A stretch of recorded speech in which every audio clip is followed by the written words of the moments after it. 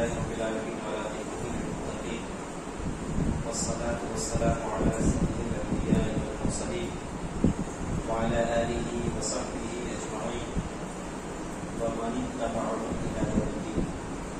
أما بعد، أعوذ بالله من الشيطان الرجيم. بسم الله الرحمن الرحيم. والذين يبيتون لربهم سجدا وقياما.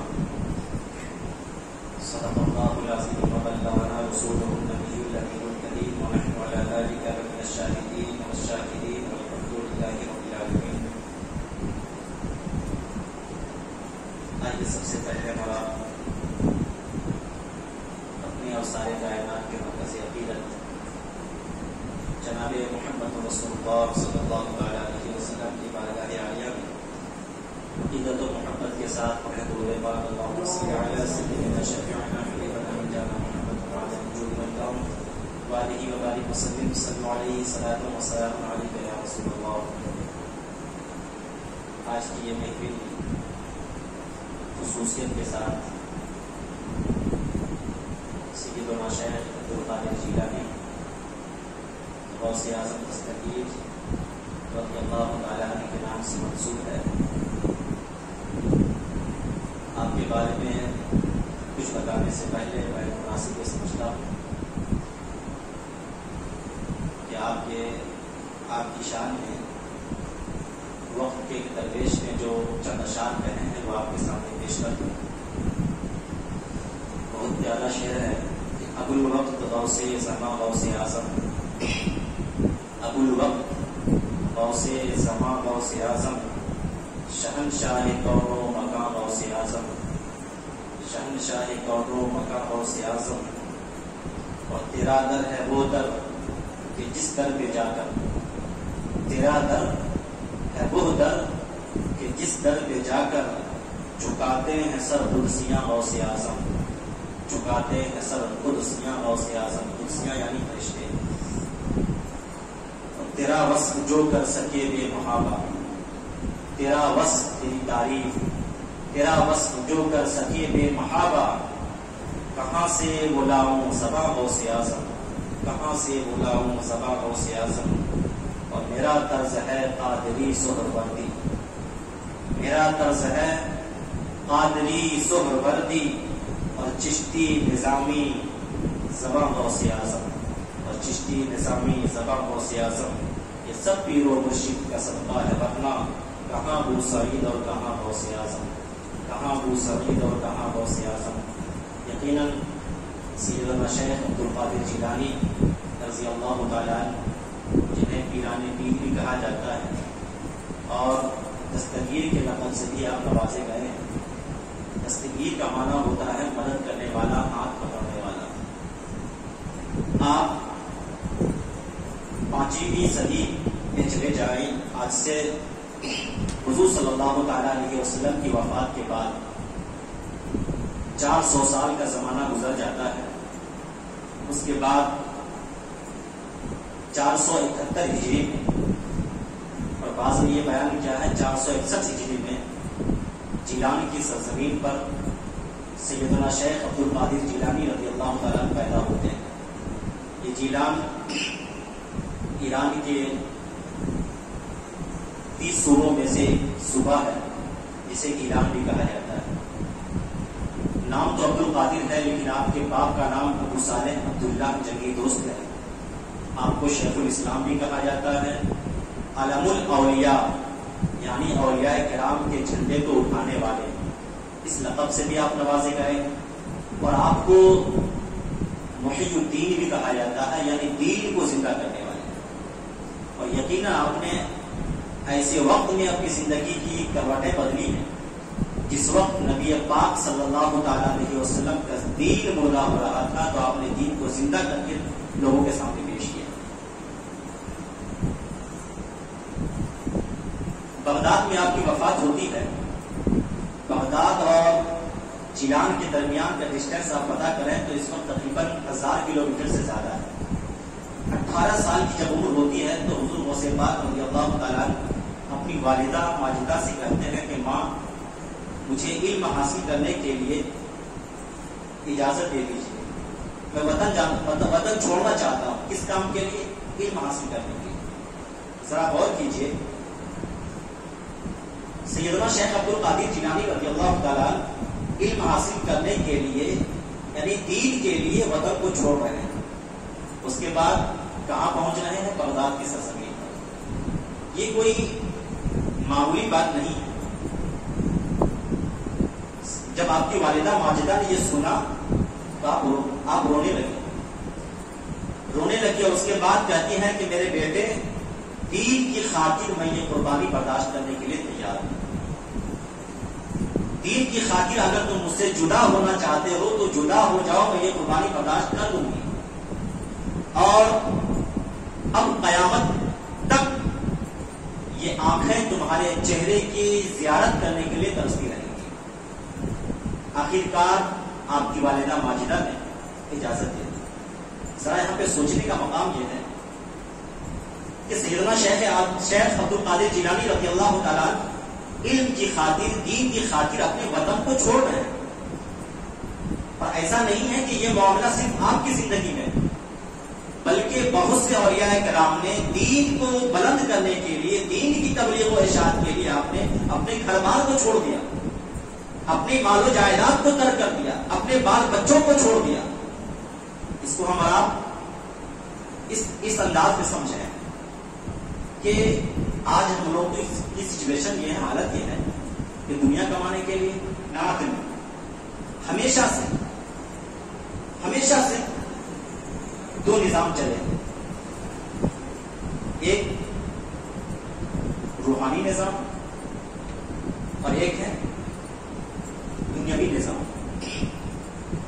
ایک دنیا کا سسٹم اور ایک ہے آخرت کا سسٹم. روحانی نظام اور ایک دنیاوی نظام. دنیاوی نظام کو چلانے کے لیے، دنیاوی سسٹم کو چلانے کے لیے بادشاہ عہدیدار آتے رہے، اور روحانی اور آخرت کے سسٹم کو چلانے کے لیے اولیاء کرام اور بزرگان دین آتے رہے. آپ اس کو دیکھ لیں تاریخ کی روشنی. حضرت موسیٰ علیہ السلام کو روحانی سلطنت کا بادشاہ بنایا گیا. اسی کے مقابلے میں فرعون دنیاوی نظام و سلطنت کا مالک تھا. آگے بڑھتے چلے جائیں، خود سیدنا شیخ عبد القادر جیلانی رضی اللہ تعالیٰ آپ روحانی نظام سلطنت کے مالک تھے. تو اسی زمانے میں صلاح الدین ایوبی رحمۃ اللہ تعالیٰ نے آپ دنیاوی نظام سنبھالے ہوئے تھے. خود خواجہ معین الدین چشتی اجمیری رضی اللہ تعالیٰ آپ روحانی نظام چلا رہے تھے. تو دوسری طرف قطب الدین ایبک اور محمد غوری یہ دنیاوی نظام چلا رہے تھے. ایک طرف خواجہ معین الدین چشتی اجمیری رضی اللہ تعالیٰ عنہ کے بعد آپ کے خلیفہ خواجہ قطب الدین بختیار کاکی کا زمانہ آتا ہے. وہ نظام حکومت سنبھال رہے ہیں، روحانی نظام حکومت. تو دوسری طرف سلطان شمس الدین التمش یہ دنیاوی نظام حکومت سنبھال رہے ہیں.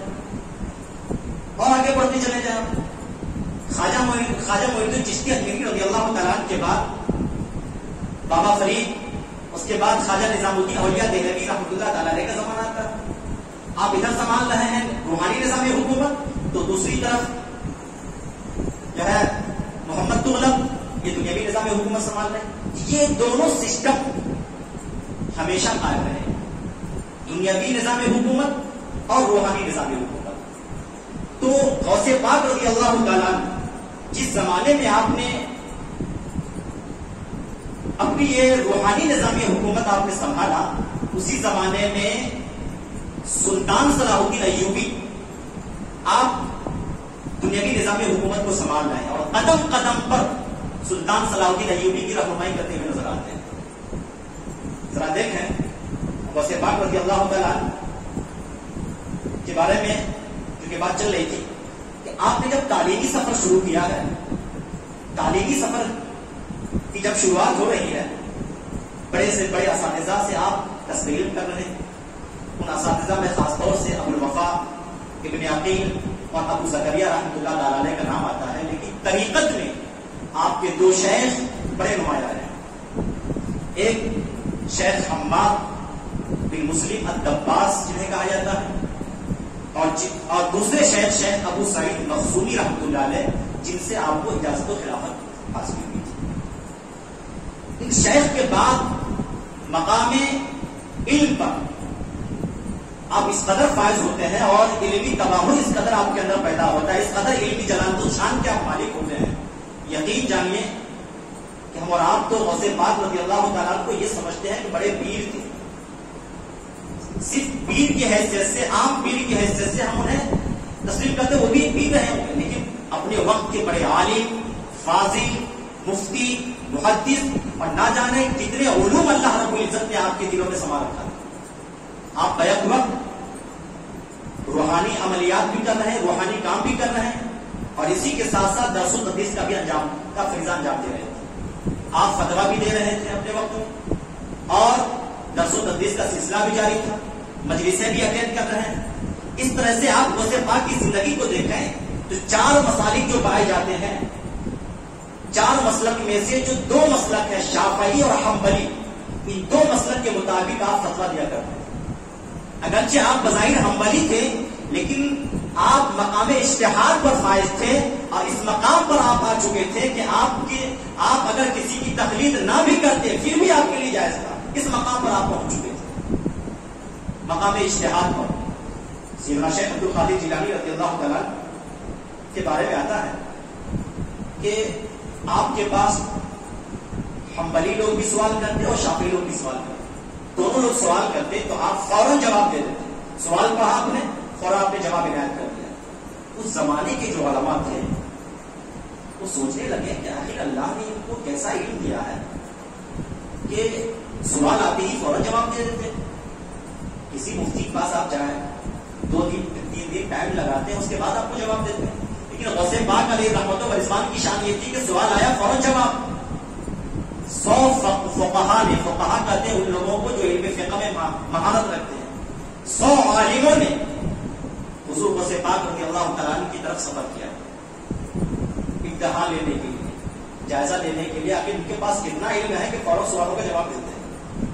وہ لوگ پہنچے، غوث پاک رضی اللہ تعالیٰ عنہ کی محفل سجی ہوئی تھی، تھوڑی دیر ہی انہوں نے، ان لوگوں نے، ان علماء نے آپ کی گفتگو سنی، اور گفتگو سننے کے بعد حالت یہ ہوئی کہ سارے علماء وجد میں آ گئے اور اپنے کپڑے تک پھاڑ لیے، آپ کی گفتگو کو سن کر کے، آپ کی مجلسوں کو اٹینڈ کر کے، آپ کی باتوں کو سن کر کے اس قدر متاثر ہوئے کہ انہیں اس بات کا اعتراف کرنا پڑا کہ یقیناً اللہ رب العزت نے انہیں ظاہری علم کے ساتھ ساتھ باطنی علم بھی عطا فرمایا، اللہ نے انہیں نور علم عطا فرمایا ہے، جس کی وجہ سے اللہ ان کی زبان میں بھی تاثیر پیدا فرما دیا ہے، اور ان کی زبان سے جو باتیں نکلتی ہیں ڈائریکٹ دل پہ سر کرتی ہوئی نظر آتی ہے۔ غوث پاک رضی اللہ تعالیٰ کی یہ شان تھی۔ اور اپنے وقت کے بڑے محدث ابن جوزی، جن کے بارے میں آتا ہے کہ جب تنقید کرنے پر آتے ہیں تو وہ اچھے کو نہیں چھوڑتے ہیں، علم حدیث میں بڑے تنقید کرنے والے، لیکن وہ ابن جوزی رحمۃ اللہ تعالیٰ پہلے غوث پاک کے منکر تھے، غوث پاک کی ولایت اقرار نہیں کرتے، لیکن بعد میں حالت یہ ہوئی کہ خود غوث پاک کی مجلسوں میں آ جایا کرتے تھے، اور ان کی مجلسوں میں عام انسانوں کی طرح بیٹھا کرتے تھے۔ وقت کا محدث ابن جوزی رحمۃ اللہ تعالیٰ نے، وہ یہ کہ ابن جوزی رحمۃ اللہ تعالیٰ نے آپ کی مجلس میں بیٹھے ہوئے ہیں، پر ایک آیت کی تفسیر کا تذکرہ چل پڑا، حضور غوث پاک آیت کی تفسیر کر رہے ہیں، پہلی تفسیر کی آپ نے، علامہ ابن جوزی کر رہے ہیں یہ تفسیر تو ہمیں معلوم نہیں، دوسری تفسیر کی گئی، شیخ ابن جوزی کہتے ہیں یہ بھی ہمیں معلوم، تیسری تفسیر کی گئی، انہوں نے کہا یہ بھی ہمیں معلوم، 11 تفسیر حضور غوث پاک نے بیان کی، ابن جوزی کہتے ہیں یہ بھی معلوم، سب معلوم، 11 تفسیر کا۔ اس کے بعد حضور غوث اعظم رضی اللہ تعالیٰ نے 40 تفسیر بیان کی، صرف ایک آیت 40 تفسیر۔ ابن جوزی کہتے ہیں 11 تک تو ہمیں معلوم ہے، لیکن 11 کے بعد جو تفسیر آپ نے پیش کی ہے یہ ہمیں بھی نہیں معلوم، یہ ہمیں بھی نہیں پتا۔ یہ تفسیر ہے قال کی۔ اب حال کی طرف آتا، تصوف کی طرف، جذب کی طرف، سلوک کی طرف۔ اس کے بعد جب آپ نے اسی آیت کی جو روحانی تفسیر فرمائی ہے، جو آپ نے علمی اور روحانی تفسیر فرمائی ہے، وہ روحانی اور حال کی تفسیر سنتے ہی جتنے لوگ تھے سب وجد میں آ گئے اور سبوں نے اپنے کپڑے تک پھاڑ لیے اور سب کہنے لگے یقیناً یہ تفسیر اللہ کی جانب سے القا کی ہوئی ہے۔ ایسی تفسیر آپ نے پیش فرمائی اور ابن جوزی بھی اشش کرنے لگے، جو اپنے آپ کو دعویٰ کر رہے تھے کہ یہ بھی ہمیں معلوم، یہ بھی معلوم، لیکن قال کے بعد جب آپ نے حال والی تفسیر بیان کی، روحانیت والی تفسیر آپ نے جب بیان کی تو سب اشش کرنے لگے اور سب وجد میں آ گئے۔ اللہ، یہ علمی مقام تھا سیدنا شیخ عبد القادر جیلانی رضی اللہ تعالیٰ عنہ۔ آخری بات علمی مقام و مرتبہ کے حوالے سے، اس کے بعد دوسرے پوائنٹ جاؤں گا۔ ایک بڑے مشہور عالم تھے، نحوی عالم، نحو کے بڑے جانکار تھے، بلاغت عربی زبان کے بڑے اچھے جانکار تھے، اور جو جس فیلڈ کا اسپیشلسٹ ہوتا ہے وہ چاہتا ہے کہ ہم کسی کے پاس جائیں تو اسی سے ریلیٹڈ مسئلے پوچھیں۔ ایک نحوی حضور غوث پاک کی بارگاہ میں حاضر ہوئے، انہوں نے کہا حضور ہمیں عربی اشعار سنائیے، عربی شعر سنائیے۔ غوث پاک رضی اللہ تعالیٰ نے سنانا شروع کیا اور یہ صاحب پہنچے، اپنے ساتھ کاپی قلم تو نہیں لیے تھے لیکن انہوں نے ایک دھاگا لے لیا تھا کہ دیکھتا ہوں کہ کتنے اشعار سناتے ہیں، جتنے اشعار غوث پاک سناتے تو وہ دھاگا ایک گڑھ باندھ دیتے تھے تاکہ یہ بعد میں ہم اندازہ کر سکیں کہ انہوں نے کتنے اشعار سنائے۔ اور یہ دل میں تھا کہ عربی زبان پہ پکڑتے ہوں گے کتنے اشعار سنائے۔ غوث پاک رضی اللہ تعالیٰ نے عربی زبان میں شعر سنانا شروع کیا۔ وہ شخص جو نحوی عالم دین ہے، ایک شعر سن رہے ہیں گرہ باندھ رہے ہیں، دوسرا شعر سن رہے ہیں گرہ باندھ رہے ہیں، غوث پاک کی نظر اس پہ پڑ جاتی ہے، فرماتے ہیں صاحب میں یہاں گرہ کھول رہا ہوں تم گرہ باندھ رہے ہو، میں یہاں گرہ کھول رہا ہوں تم گرہ باندھ رہے ہو۔ اتنا سننا تھا کہ بندہ بچ میں آ جاتا ہے۔ زبان میں کیا اللہ نے لذت عطا کی تھی، کیا چاشنی عطا کی تھی، ایک جملہ زبان سے نکلنا تھا کہ آدمی وجہ پہ آ جائے گا۔ آپ نے فرمایا کہ میں گرہ کھولا تم گرہ باندھ رہے۔ یہ مقام تھا کہ بڑے بڑے لوگ بھی آپ کے سامنے سرنگو ہوتے اور جھکتے ہوئے نظر آتے تھے۔ اب ذرا آگے بڑھے، یہ فقہ حنبلی آپ نے دیکھا ہے نا، فقہ حنبلی کے بڑے امام ہیں علامہ ابن قدامہ حنبلی۔ علامہ ابن قدامہ حنبلی یہ سمجھے کہ حنبلی فقہ جو ہے اس کا دار و مدار، اس کا مرجع، اس کا کون سی کتاب ہے؟ المغنی ایک کتاب ہے جس کے لکھنے والے علامہ ابن قدامہ حنبلی ہیں۔ یہ شاگرد ہے حضور غوث پاک رضی اللہ تعالیٰ، اور شاگرد ہی نہیں بلکہ خلیفہ بھی ہیں حضور غوث پاک رضی اللہ تعالیٰ۔ آپ کی مجلسوں کا حال یہ تھا کہ آپ نے تعلیم کے بعد تبلیغ کے لیے مجلس کا سلسلہ شروع کیا، تو حالت یہ تھی کہ جب پہلی مجلس ہوئی 2 سے 3 لوگ تھے آپ کی مجلس میں، 2 سے 3 لوگ، لیکن آپ نے اپنا سلسلہ جاری رکھا۔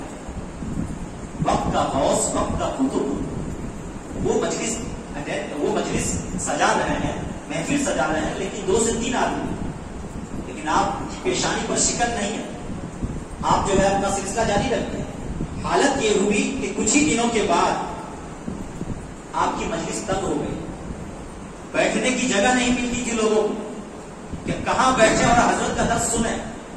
اس کے بعد آپ نے ایک بڑے سے عیدگاہ میں اپنے مجلس کو قائم کرنا شروع کیا۔ عیدگاہ میں آپ کی مجلس قائم ہونے لگی، وہاں بھی زمین تک جگہ تنگ پڑ گئی۔ پھر اس کے بعد آپ نے شہر سے باہر بڑے وسیع اور اس میدان میں آپ نے مجلس قائم کی، اور روایتوں میں آتا ہے کہ تقریباً 70,000 لوگ آپ کی مجلسوں میں شرکت کیا کرتے تھے، اور صرف 3 دن، ہفتے میں 3 دن آپ مجلس قائم کیا کرتے تھے۔ سیدنا شیخ عبدالحق محدث دہلوی فرماتے ہیں کہ 3 دن میں سے پہلا دن جمعہ کی صبح آپ مجلس قائم کرتے تھے، دوسرا دن منگل کی شام، اور تیسرا دن اتوار یعنی سنڈے کی صبح۔ یہ 3 دن صرف آپ کی مجلس ہوتی تھی، اور اس میں بڑے بڑے علماء، فقہاء اور صوفیاء حاضر ہوا کرتے تھے، عامۃ الناس بھی آیا کرتے تھے۔ اور غوث پاک کی مجلس کا حال دیکھنے والوں نے یہ بیان کیا ہے کہ غوث پاک رضی اللہ تعالیٰ عنہ جب بیان کرتے، اپنی باتیں لوگوں کے سامنے پیش کرتے روحانیت کے حوالے سے، تو کوئی ایسی آنکھ نہیں ہوتی تھی کہ جو آنکھیں اشکبار نہ ہوا کرتی، جو آنکھیں روتی نہ ہو، ایسا آپ بیان کیا کرتے تھے، ایسی بات و نصیحت لوگوں کے سامنے پیش کیا کرتے تھے۔ اور یہاں تک کہ آپ کی مجلس کے بارے میں شیخ عمر کہما ان کو کہا جاتا ہے. شیخ عمر بیان کرتے ہیں کہ کوئی مجلس غوث پاک رضی اللہ تعالیٰ کی ایسی نہیں تھی کہ جس میں یہودی نصرانی اسلام قبول نہ کرتے.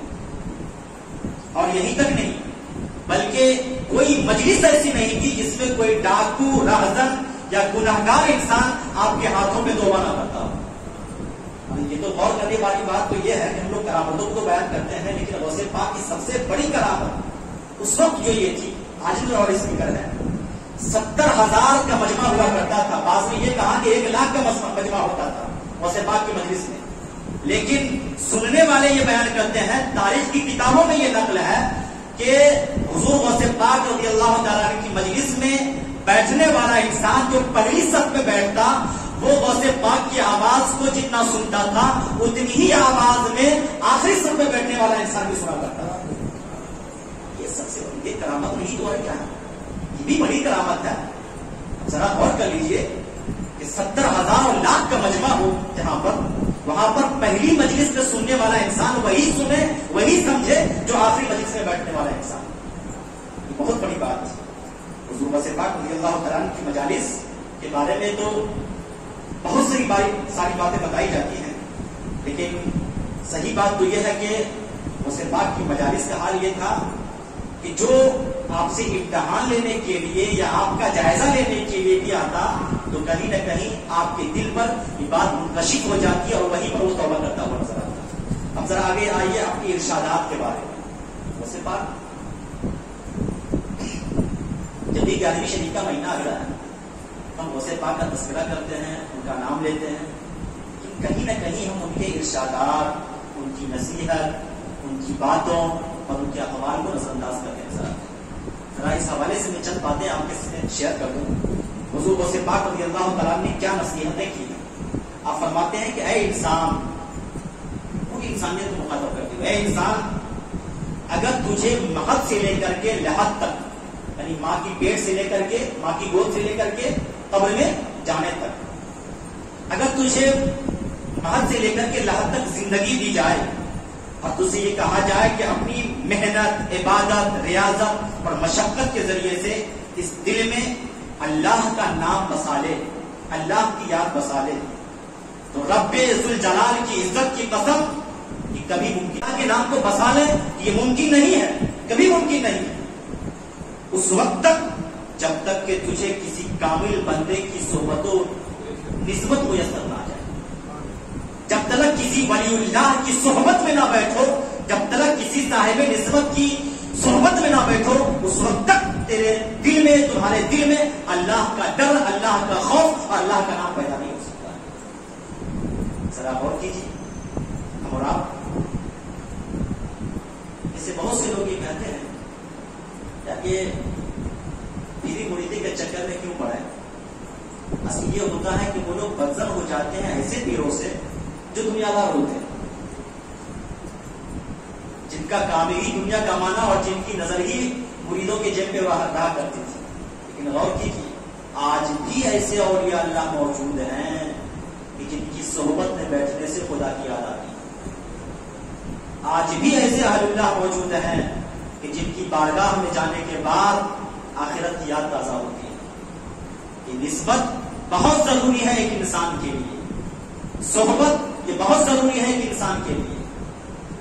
صحبتیں باولیت, مولانا روح فرماتے ہیں غالباً کہ ایک ساتھ, ایک گھڑی, ایک لمحہ کسی اہل اللہ کی صحبت میں بیٹھنا 100 سال کی بے ریا عبادت سے بہتر ہے. ایسی عبادت, ایسی طاعت و فرما برداری جس میں ریاکاری بھی نہ ہو, اس سے کہیں زیادہ بہتر کیا ہے, ایک گھڑی کسی اولیاء اللہ کی صحبت میں بیٹھ جائے. کل ہی شاید ہم سے بتا رہے تھے کہ سفر سے آنے میں کافی پریشان ہو گیا, ڈبل ٹکٹ کینسل کرنا پڑ گیا. میں نے کہا اس سے بڑی سعادت آپ لے کر کے آئے. میرے دل ہی میں کہا, میں نے ان سے شیئر بھی نہیں کر سکا, وقت جگہ ایسی نہیں تھی. یہ روپے پیسے تو جاتے آتے رہتے ہیں, یہ تو جاتے رہتے ہیں, اس سے کہیں زیادہ قیمتی چیز آپ نے وہاں سے جا کر کے حاصل کی. ایک ولی کی صحبت بیٹھ کر کے 1000 100 سال کی بے ریاض دعات سے بہتر کام آپ نے کیا ہے. ظاہر سی بات ہے کہ یہ بہت بڑی سعادت کی بات ہے. یہ غوث پاک کا پہلا ارشاد تھا. اس کے بعد ذرا دیکھیں دوسرا ارشاد, دوسرا نصیحت, دوسری نصیحت کیا کر رہے ہیں. غوث پاک فرماتے ہیں میرا مرید وہ ہے جو اللہ کا ذکر کرتا ہے, وہ اللہ کو یاد کرتا ہے. اس کے بعد فرماتے ہیں کہ اللہ کا ذکر اور اللہ کا ذاکر کون ہے. کہتے ہیں ذاکر میں اسے مانتا ہوں کہ جس کا دل اللہ کا ذکر کرے, جس کے دل میں اللہ کا ذکر ہو, میں اسے ذاکر مانتا ہوں. ہم ایک شعر بہت سنتے ہیں, لا تخف مریدی لا تخف اللہ ربی, غوث پاکی کی طرف کہ میرے مریدوں خوف مت کرو, ڈرو مت, اللہ میرا رب ہے. اور یہ بھی بیان کیا جاتا ہے کہ جو غوث پاک کا مرید ہوگا کبھی جہنم میں نہیں جائے گا. لیکن ہم نے سمجھا کہاں کہ غوث پاک کے مرید ہم ہیں یا نہیں ہیں. قادری تو ہم کہلاتے ہیں, لیکن غوث پاک جس کو مرید کہہ رہے ہیں, ہم ایسے مرید بنے ہیں کہ نہیں بنے ہیں. غوث پاک فرماتے ہیں کہ میرا مرید صرف وہ ہے کہ جس کے دل میں اللہ کی یاد ہو, جس کے دل میں اللہ کی یاد ہو. اس کا کیا مطلب, یعنی جس کا دل ذاکر نہ ہو, جس کے دل میں اللہ کا ذکر نہ ہو, اللہ کا خوف نہ ہو, اللہ کی خشیت نہ ہو, وہ غوث پاک کا مرید بھی نہیں ہے. اگرچہ وہ نعرہ لگاتا رہے غوث اعظم زندہ باد, اگرچہ وہ نعرہ لگاتا رہے سلسلے قادریہ کا, لیکن شرط یہ ہے کہ دل میں اللہ کی محبت, اللہ کی طاعت اور اللہ کی خشیت ہونی چاہیے. اس لیے ہم ایک پہلو کو بیان کرتے ہیں, دوسرے پہلو کو چھوڑ دیتے ہیں. غوث پاک خود فرماتے ہیں کہ میرا مرید وہ ہے جس کے دل میں اللہ کا ذکر پایا جائے, جو اللہ کا ذکر کرتا ہے. اس کے بعد ذرا غور کیجیے, ایسے موقع پہ ایک بڑی بات میں یاد آ رہی ہے. کہیں نہ کہیں ہم غوث پاک کا ذکر تو کرتے ہیں, لیکن غوث پاک رحمت اللہ تعالی علیہ کا نام یا اولیاء اللہ کا نام جس محبت اور جس جوش اور جس جذبے کے ساتھ لیتے ہیں, کبھی غور کیجیے اللہ کا نام بھی اسی جذبے کے ساتھ لیتے ہیں. کہیں نہ کہیں وہ جذبہ مان پڑا رہتا ہے. بہت بلند آواز سے کہتے ہیں غوث اعظم زندہ باد یا غوث المدد, لیکن یہی جذبہ, یہی لگن یا اللہ کہنے کے وقت ہمارے دل میں ہوتا ہے یا نہیں ہوتا. ایسے موقع پر ہمیں اپنے ایمان کا محاسبہ کرنا چاہیے. ایسے موقع پر ہمیں اپنے ایمان کا محاسبہ کرنا چاہیے. اللہ کی محبت پہلے ہے اور یا اللہ کی محبت بعد میں. پہلے اللہ کی محبت آپ اپنے دل میں پیدا کیجیے. اللہ کا نام لینے میں جو جوش اور جذبہ, جو اولیاء اللہ کا نام لینے میں جوش و جذبہ پایا جاتا ہے, اس سے کہیں زیادہ ہمارے دل میں یہ جذبہ پیدا ہونا چاہیے اللہ اکبر دینے میں اور اللہ کا نام لینے میں یا رسول اللہ کا نام لینے میں. میرے بھائیوں, ایسے موقع پر ہمیں اپنے ایمان کا محاسبہ کرنا چاہیے. اس کے بعد ذرا دیکھیں تیسری نصیحت غوث پاک کیا فرماتے ہیں. اہل دل کی صحبت اختیار کر تاکہ تو بھی صاحب دل ہو جائے. اہل دل یعنی جنہوں نے اپنے دل کو پاک و صاف کر رکھا ہے, قد افلح من تزکا کا جو مصداق بن چکا ہے, اس کی صحبت میں بیٹھ تاکہ تیرا دل بھی پاک و صاف ہو جائے. اسی کا نام روحانیت ہے اور اسی کا نام تصوف ہے, جس کی تعلیم غوث پاک نے زندگی پر کی ہے. اور چوتھی بات جو غوث پاک نے فرمایا کہ ساری خوبیوں کی اصل اور جڑ, تمام خوبیوں کی اصل جڑ اس بات میں ہے حضور صلی اللہ تعالی علیہ وسلم کی باتوں کی پیروی کرنے میں, آپ کی لائی ہوئی شریعتوں کی اتباع کرنے میں, تمام باتوں کی اصل جڑ. اس کے بعد فرماتے ہیں کہ رسول کریم کی پیروی کرو, بدعتیں پیدا نہ کرو. اس کے بعد فرماتے ہیں کہ رسول اللہ صلی اللہ تعالی علیہ وسلم کی اتباع اور پیروی کے بغیر تیرا یہ کہنا کہ میں آپ کا امتی ہوں, یہ تمہارے لیے کوئی فائدہ مند ثابت نہیں ہوگا. یہ کون کر رہے ہیں؟ بس نعرہ لگاتے ہیں, وہ نام سے رسالت کا بھی نعرہ لگاتے ہیں, یا رسول اللہ کا بھی نعرہ لگاتے ہیں, لیکن غور کیجیے اتباع پایا جاتا ہے, پیروی پائی جاتی ہے. اگر اتباع و پیروی نہیں پائی جاتی ہے تو غوث پاک خود فرما رہے ہیں کہ اگر رسول اللہ صلی اللہ علیہ وسلم کی شریعت کی اتباع, آپ کے احکام کی اتباع و پیروی تمہارے اندر نہیں ہے تو یہ امتی کہنے کا دعویٰ تمہارا جھوٹ ہے. جھوٹے دعوے دار ہو, ایسے دعوے سے اور ایسے نعرے سے تمہیں کوئی فائدہ ہونے والا نہیں. شریعت اس بات کی ہے کہ ہم اتباع اور پیروی بھی کریں، اس کے بعد نعرہ بھی لگائیں، اس کے بعد جھنڈا بھی بلند کریں، تب صحیح معنوں میں ہم غوث پاک کی تعلیمات پر صحیح معنوں میں عمل کرنے والے لوگ نظر آئیں۔ ضرورت اس بات کی ہے۔ اس کے بعد دیکھیں آخری نصیحت جو غوث پاک نے کی ہے، ایک مومن کے اندر 3 صفتیں ہونی چاہیے۔ جو بھی مومن ہو 3 صفتیں، 3 خوبیاں اس کے اندر ہونی چاہیے۔ پہلی خوبی یہ ہے عوامی، کیا مطلب؟ جو اللہ نے حکم دیا ہے وہ اس حکم کے مطابق اپنی زندگی گزارے۔ اقیموا الصلاۃ، نماز قائم کرو، ہمیں کرنا ہے۔ وآتوا الزکاۃ، زکات ادا کرو، ہمیں کرنا ہے۔ اتموا الحج، حج کرو، ہمیں کرنا ہے۔ جو بھی اللہ نے حکم دیا ہے، جھوٹ سے بچو، ہمیں بچنا ہے۔ غیبت سے بچو، ہمیں بچنا ہے۔ برائیوں سے بچو، ہمیں بچنا ہے۔ اللہ نے جس چیز کا ہمیں حکم دیا ہے اس پہ ہمیں کرنا ہے۔ برائیوں سے بچو، ہمیں بچنا ہے۔ اللہ نے جس چیز کا ہمیں حکم دیا ہے اس پہ ہمیں کرنا ہے۔ یہ ایک مومن کی پہلی صفت ہے۔ اس کے بعد دوسری صفت نواہی سے بچنا۔ جن چیزوں سے اللہ نے ہمیں منع کیا ہے، جس چیز کا ہمیں حکم دیا ہے، جس چیز سے ہمیں منع کیا ہے، غیبت سے منع کیا ہے، جھوٹ سے منع کیا ہے، جن چیزوں سے ہمیں منع کیا ہے ان سے ہمیں بچنا ہے۔ اوامر کی پیروی اور نواہی سے اجتناب۔ اور تیسری چیز مشیت اور تقدیر پر راضی رکھنا۔ ہر حال میں اللہ پر بھروسہ کرنا ہے۔ کچھ بھی ہو جائے ہمیں اللہ پر بھروسہ رکھنا ہے۔ ہر حال میں اپنے سارے معاملات کو اللہ کے حوالے کر دینا۔ مشیت اور تقدیر پر راضی رہنا۔ جو کچھ بھی ہو رہا ہے ہماری زندگی میں بغیر اللہ کی اجازت کے اور بغیر اللہ کی مشیت کے نہیں ہو رہا۔ اپنا معاملہ، اپنا تن من سب اللہ کے حوالے کر دیں۔ مولا جو تو کر رہا ہے ہمارے لیے وہ بہتر کر رہا ہے۔ یہ 3 صفتیں جس کے اندر ہونی چاہیے، ایک مومن کے اندر ہونی چاہیے۔ وہ سے بات کرتے ہیں۔ اب ذرا آخری اسٹیپ آتے ہیں اخلاق و اوصاف۔ دیکھیے کہ ہم لوگ بہت آرام سے یہ بات کر دیتے ہیں کہ اسلام تلوار کے زور سے نہیں پھیلا، اخلاق سے پھیلا ہے۔ لیکن یہ اخلاق آج ہمارے اندر ہے۔ صوفیہ کرام کی زندگی میں دیکھیں، مشائخ کی زندگی میں دیکھیں، جہاں اپنی باتوں کے ذریعے سے لوگوں کے دلوں کو موہ لیا کرتے تھے، وہیں اپنے اخلاق کے ذریعے سے، اپنے ویوہار کے ذریعے سے لوگوں کے دلوں پر اپنی حکومت کا جھنڈا نصب کرتے ہوئے نظر آئے۔ غوث پاک رضی اللہ تعالیٰ کی زندگی کو دیکھیں، آپ کا اخلاق بھی یوں ہی نمایاں نظر آتا ہے ہر معاملے میں۔ یہاں تک کہ اگر کوئی ظالم بادشاہ اگر اپنی رعایا پر ظلم بھی کرتا تھا تو وقت کے بادشاہ کے سامنے بھی آپ حق کی آواز بلند کرتے ہوئے نظر آتے تھے۔ اگر کسی ظالم کو حکمران بنایا جاتا تھا تو آپ بھی جو ہے اپنی بات فوراً پیش کر دیا کرتے تھے کہ یہ مناسب بات نہیں ہے، یہ صحیح بات نہیں ہے۔ اور ذرا غور کیجیے حضور غوث پاک رضی اللہ تعالیٰ کہ اخلاق و کردار کے حوالے سے کہ آپ کے بارے میں یہ آتا ہے کہ آپ کا دسترخوان بڑا وسیع تھا اور آپ اکثر مہمانوں کے ساتھ کھانا تناول کیا کرتے تھے۔ اور آپ کے بارے میں سیر و اعلامی نوبالہ امام ذہبی کی لکھی ہوئی ہے۔ امام ذہبی فرماتے ہیں، امام ذہبی کون ہے؟ یہ ابن تیمیہ کے شاگرد ہیں۔ امام ذہبی یہ لکھتے ہیں کہ حضور غوث پاک رضی اللہ تعالیٰ نے فرمایا کہ میں نے تمام اعمال کی، تمام نیکیوں کی تفتیش کی، چھانبین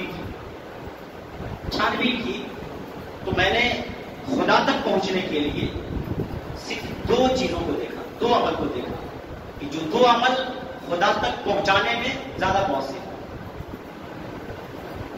وہ 2 عمل کیا کیا ہے؟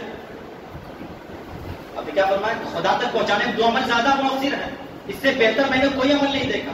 آپ فرماتے ہیں پہلا عمل بھوکوں کو کھانا کھلانا، بھوکوں کو کھانا کھلانا۔ اس لیے آپ دیکھیں، آپ صوفیہ کی درگاہوں پہ جائیں گے تو باضابطہ آج بھی ایسا سسٹم بنا ہوا ہے، بھوکوں کو کھانا کھلانے کے لیے آپ اتنے کا ٹوکن لے لیں، اتنے کا ٹوکن لے لیں، اس کا سسٹم بنا ہوا ہے۔ تو ان کے یہاں یہی تھا، بھوکوں کو کھانا کھلانا، اس پہ زیادہ فوکس کیا کرتے تھے۔ یہاں تک کہ غوث پاک رضی اللہ تعالیٰ عنہ کے بارے میں یہ آتا ہے، آپ فرماتے ہیں کہ اگر میرے ہاتھ میں دنیا ہوتی تو میں یہی کام کیا کرتا، بھوکوں کو کھانا کھلایا کرتا اگر میرے ہاتھ میں دنیا ہوتی۔ اور اس کے بعد فرماتے ہیں کہ میرے ہاتھ میں پیسہ ذرہ برابر بھی نہیں رکھتا، اگر 1000 دینار بھی آ جائے تو شام تک میں تمام کو خرچ کر ڈالتا ہوں۔ یہ اہل اللہ کی بات ہے، یہ غوث پاک رضی اللہ تعالیٰ عنہ کی بات ہے کہ کیا فرما رہے ہیں کہ اگر ہمارے پاس صبح میں 1000 دینار بھی آ جائے تو میں شام ہوتے ہوتے اس کو خرچ کر ڈالتا ہوں۔ یہ عکس ہے حضور صلی اللہ تعالیٰ علیہ وسلم کا۔ حضور صلی اللہ علیہ وسلم کے بعد کی سیرت میں بھی یہ چیز ہمیں ملتی ہے کہ ایک مرتبہ آپ نماز پڑھانے کے لیے مصلی پہ کھڑے ہو گئے، تکبیر کہی جا چکی ہے، پھر آپ مصلی سے نیچے اترے اور چلے جا رہے اپنے گھر گئے. اس کے بعد پھر دوبارہ صحابہ کے درمیان تشریف لائے. صحابہ نے پوچھا یا رسول اللہ تکبیر کہی جا چکی تھی، نماز پڑھانی تھی، اور آپ پھر اچانک مسجد سے نکل کر کے گھر تشریف لے گئے، پھر آئے آپ، وجہ کیا تھی؟ تو پیارے آقا علیہ الصلوۃ والسلام فرماتے ہیں وجہ یہ تھی کہ جب میں مصلی پہ کھڑا ہوا تب مجھے یاد آیا کہ میرے گھر میں کچھ درہم و دینار رکھے ہوئے ہیں، کچھ درہم و دینار رکھے ہوئے ہیں میرے گھر میں، اور مجھے حیا آئی کہ رب کی بارگاہ میں کھڑا ہوں اس حالت میں کہ میرے گھر میں کچھ رکھے ہوئے ہوں. یہ مناسب نہیں تھا، اس لیے میں نماز قائم کرنے سے پہلے، رب کی بارگاہ میں مناجات سے پہلے میں تمہارے درمیان سے نکل کر کے اس خزانے کو لیا اور فقراء میں تقسیم کر دیا، تب میں پھر تمہارے پاس آ رہا ہوں. یہی عکس، یہی پردہ اگر دیکھنا ہے غوث پاک رضی اللہ تعالیٰ عنہ کے اندر، تو یہ چیزیں غوث پاک کے اندر بدرجہ ادب پائی جاتی ہے، مکمل طور پہ پائی جاتی ہے. غوث اعظم رضی اللہ تعالیٰ اس لیے فرمانا ہے کہ اگر صبح میں میرے پاس اگر 1000 دینار آ جائیں تو شام آتے آتے میں اس کو خرچ کر دوں، لیکن اس کے باوجود حکم کیا ہے بندے مومن کے لیے؟ حکم صرف یہ ہے کہ تم 2.5% نکالو، 2.5% نکالو. اس میں بھی ہم مقابلہ سے کام لیتے ہیں. نفلی تو چھوڑ دیجئے، فرض کو بھی ادا کرنے کے لیے ہم مکمل طور پر تیار ہیں. اس لیے ہم سب کو اپنا محاسبہ کرنا چاہیے اور ہم سب کو اپنے دل میں یہ جذبہ پیدا کرنا چاہیے. ہم جس غوث کا نام لیتے ہیں اس غوث کی تعلیمات کیا رہی ہیں، ان کا کردار کیا رہا، اس کو بھی ہمیشہ اپنی زندگی کے سامنے رکھنے کی ضرورت ہے. اور آخری بات، حضور غوث پاک رضی اللہ تعالیٰ کی مجلس قائم تھی، بنی اسرائیل کا تذکرہ چل پڑا. تو آپ نے بنی اسرائیل کا تذکرہ کرتے ہوئے فرمایا کہ جب وہاں قحط سالی آ گئی تو لوگوں نے وقت کے پیغمبر سے کہا کہ آپ ہماری دعا کر دیجیے تاکہ ہم مصیبت سے نجات پا جائیں، قحط سالی ہماری دور ہو جائے. تو اللہ کی طرف سے اس پیغمبر پر وحی آئی اور اس وحی میں یہ کہا گیا کہ اگر یہ لوگ اللہ کو راضی کرنا چاہتے ہیں اور تنگ حالی سے بدحالی سے اگر دور رہنا چاہتے ہیں، بچنا چاہتے ہیں، تو یہ مسکینوں کو کھانا کھلانا شروع کر دیں، ان کی تنہائی دور کر دی جائے گی. تو اس کے بعد فرماتے ہیں کہ ہم مسکین کو کھلاتے نہیں، غربا پہ خرچ کرتے نہیں، فقراء کا خیال رکھتے نہیں، اور ہم یہ چاہتے ہیں کہ ہم سے مصیبتیں دور ہو جائیں. غوث پاک نصیحت کر رہے ہیں اس واقعے سے عبرت لیتے ہوئے، کہتے ہیں ہم فقراء پہ خرچ نہیں کرتے، مسکینوں کو کھلاتے نہیں، اور ہم یہ چاہتے ہیں کہ اللہ کی مصیبت سے بچے رہیں، اللہ کے جو ہے گرفتاری سے ہم نجات پا جائیں. یہ ہرگز نہیں ہو سکتا. یہ اسی وقت نجات ہمیں ملے گی جب ہم فقراء و مساکین پر خرچ کریں. اور یہ ایسا پہلو ہے کہ قرآن نے کہا وَلَا يَحُضُّ عَلَىٰ طَعَامِ الْمِسْكِينِ، جو کھلاتے ہیں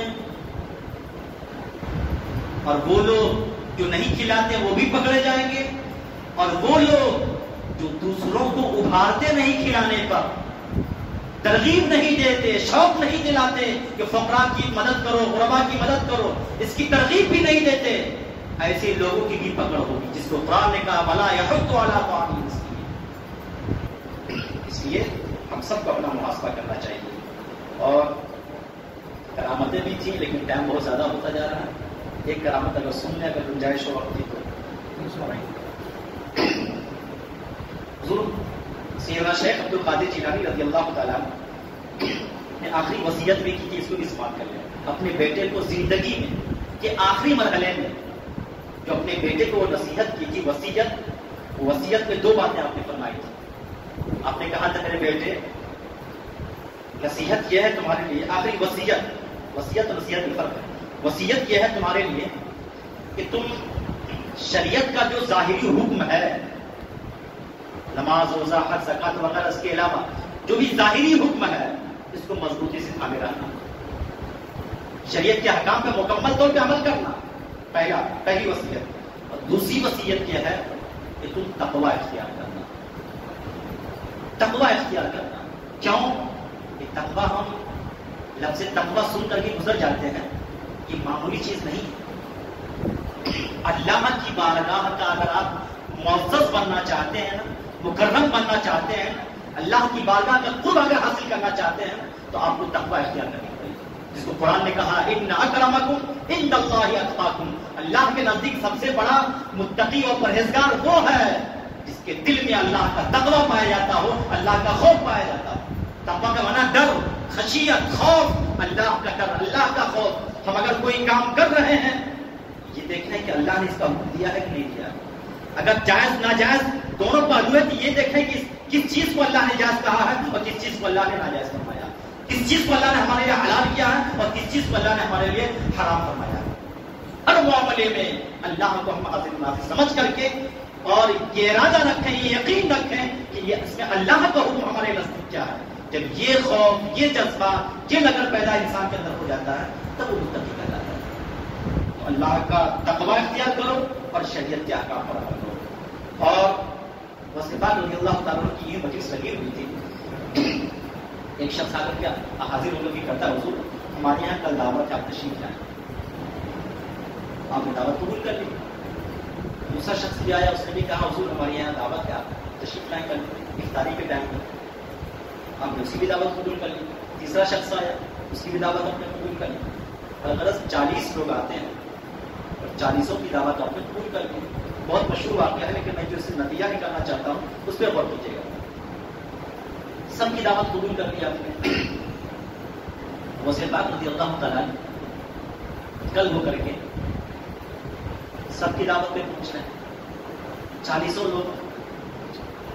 اب ہر شخص اپنے میں مگن ہے کہ آج تو ہمارے یہاں حضرت تشریف لا رہے ہیں، ہر شخص خوشی سے پورے نہیں سما رہا ہے، ایک دوسرے سے تذکرہ کر رہا ہے، ہمارے یہاں ہے، دوسرا کر رہا ہمارے یہاں ہے، تیسرا کر رہا ہمارے یہاں ہے۔ جب حضور غوث پاک کے صاحبزادے سے پوچھا گیا تو صاحبزادے کہہ رہے ہیں وہ تو گھر ہی میں افطار کیے تھے۔ یہ چیزیں کیا ہیں؟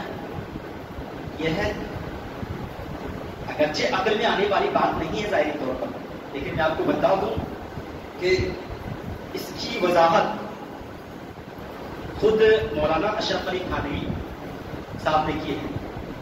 وہ کہتے ہیں کہ اصل میں حضور غوث پاک رضی اللہ تعالیٰ عنہ جس میں مثالی کے ساتھ ہر جگہ پہنچے تھے، ایک ہے جس میں حقیقی اور ایک ہے جس میں مثالی۔